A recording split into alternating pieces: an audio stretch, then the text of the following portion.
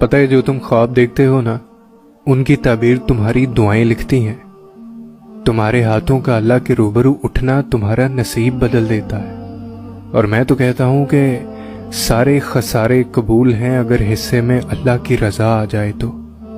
اور تمہیں ایسا کیوں لگتا ہے کہ تمہیں آزمایا نہیں جائے گا؟ 70 ماؤں سے زیادہ پیار کرنے والا رب آزماتا بھی ہے تو بے انتہا نوازنے کے لیے۔ لیکن ہمارا مسئلہ یہ ہے کہ جب ہم مشکل میں ہوتے ہیں تو اکثر سوچتے ہیں کہ اللہ کہاں ہے۔ تو ایک بات یاد رکھیں کہ امتحان کے دوران استاد ہمیشہ خاموش ہی رہتا ہے، کیونکہ وہ رب انہی کو دیتا ہے جو اس پر یقین رکھتے ہیں۔ جہاں مایوسی ہو وہاں ہاتھ خالی رہ جایا کرتے ہیں۔ اور جب یہ ذلت اور عزت اللہ کے ہاتھ میں ہے تو کوئی کیسے گرا سکتا ہے تمہارے معیار کو؟ یہ زمین والے کچھ نہیں کر سکتے۔